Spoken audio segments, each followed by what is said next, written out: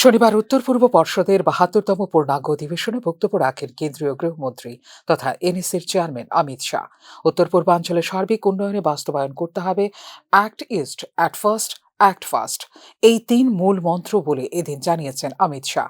हमने बड़ा आग्रह रखा है और मैं मानता हूं कि इससे बहुत बड़ा फायदा हमारी सांस्कृतिक विरासत को संजोकर रखने में होगा।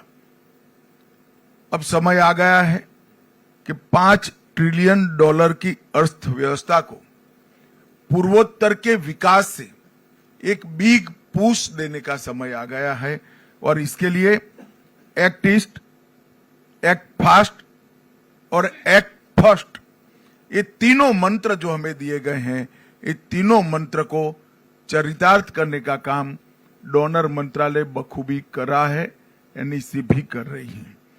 एनईसी ने अपने 50 वर्षों में आकांक्षाओं, जरूरियातों और चुनौतियों के संभावित समाधानों पर चर्चा करने का एक महत्वपूर्ण मंच बनकर पूर्वोत्तर के विकास की भाग्य रेखा बनने का काम किया है।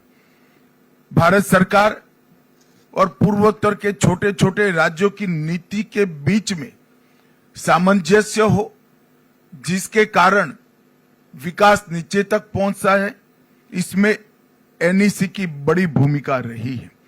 विकास की योजनाएं तैयार करना, विभिन्न जनजातीय समूहों को विकास के साथ जोड़ना और समग्र क्षेत्र को एक अलग दृष्टिकोण से ऊपर से देखकर জৈবিক কৃষিজ পণ্যকে গুরুত্ব দিতে গঠন করা হয়েছে national organic cooperative limited.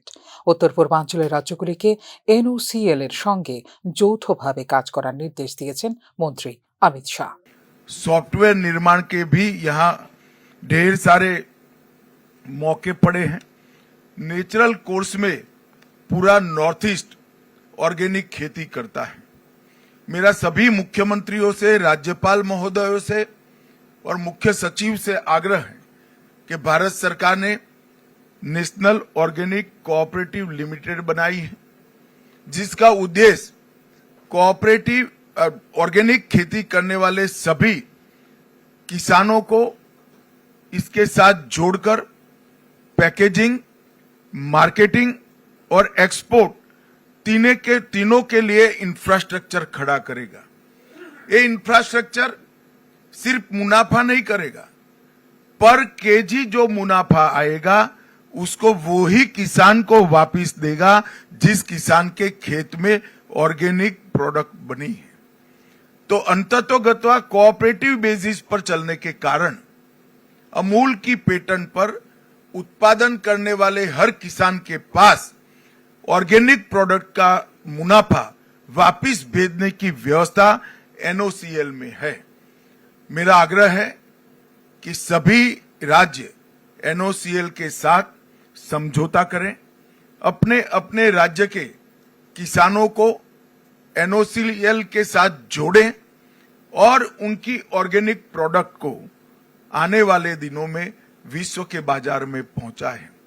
Bharat सरकार ने नॉर्थ ईस्ट में पहले हर राज्य में 3 और आसाम जैसे राज्य में हर जिले में 1 ऑर्गेनिक सर्टिफिकेशन लैब प्रस्तापित करने का निर्णय लिया है, जिसके माध्यम से भूमि और कृषि उत्पाद दोनों का विश्वसनीय ऑर्गेनिक सर्टिफिकेशन होगा। भारत ब्रांड ऑर्गेनिक प्रोडक्ट वो लॉन्च कर दिया गया है और वो ब्रांड के साथ ये विश्व के बाजार में जाएगी। নেশামুক্ত ভারত গড়ার লক্ষ্যে গুরুত্বপূর্ণ ভূমিকা পালন করতে পারবে উত্তর পূর্বাঞ্চলের রাজ্যগুলি বলে এদিন জানিয়েছেন গৃহমন্ত্রী অমিত শাহ। आदिवासी समूहों के साथ समझौता 2022 में किया, डीएनएलए समझौता 2023 में किया, यूएनएलएफ शांति समझौता 23 में हुआ, उल्फा शांति समझौता 23 में हुआ, त्रिपुरा समझौता 24 में हुआ, एनएलएफटी और एटीटीएफ का समझौता 2024 में हुआ। इसके साथ साथ आसाम मेघालय अंतर्राज्यीय सीमा समझौता और आसाम अरुणाचल अंतर्राज्यीय सीमा समझौता भी हुआ। इसके कारण पूरे नॉर्थ ईस्ट के अंदर शांति प्रस्थापित करने का हमें बहुत सफलता मिली है। मैं एक विशिष्ट बात पर भी आपका ध्यान आकृष्ट करना चाहता हूं। हमने भारत को नशा मुक्त करने का एक अभियान लिया है। मैं मानता हूं कि नॉर्थ ईस्ट की इसमें विशिष्ट जिम्मेदारी है, क्योंकि नारकोटिक्स का आने का एक प्रमुख रास्ता नॉर्थ ईस्ट के राज्यों के होकर जाता है। काफी कुछ हुआ है। मैं इससे कोई ऐसा नहीं मानता कि काम नहीं हुआ है। विगत 6 सालों के अंदर काफी कुछ काम हुआ है, मगर हमारी गति पर्याप्त नहीं है। मेरा आग्रह है सभी मुख्यमंत्री और राज्यपालों से कि आप सभी लोग हमारी जो जिले की निगरानी समिति बनाई है, প্রধানমন্ত্রী মোদীর নেতৃত্বে 10 বছরে 20টি শান্তি চুক্তির মাধ্যমে উত্তর পূর্বে শান্তি প্রতিস্থাপন করা হয়েছে বলে এদিন জানিয়েছেন কেন্দ্রীয় মন্ত্রী অমিত শাহ। এই সময়ে 9,000 জঙ্গি আত্মসমর্পণ করেছে। উত্তর পূর্ব অঞ্চলে রেল সংযোগের জন্য 81,000 কোটি টাকা এবং সড়ক নেটওয়ার্কের জন্য 41,000 কোটি ব্যয় করা হয়েছে বলে এদিন জানিয়েছেন কেন্দ্রীয় গৃহমন্ত্রী। উত্তর পূর্বাঞ্চলে শিল্প বিনিয়োগের পাশাপাশি ব্যক্তিগ্রাম এবং রাজ্যের সমবিকাশের ওপর গুরুত্ব দিয়েছেন কেন্দ্রীয় গৃহমন্ত্রী অমিত শাহ। এক্ষেত্রে মাছ, সবজি, ডিম, দুধ এই ক্ষেত্রগুলিতে উত্তর পূর্বাঞ্চলের রাজ্যগুলিকে স্বাবলম্বী হবার প্রয়োজনীয়তার কথা উল্লেখ করেন অমিত শাহ।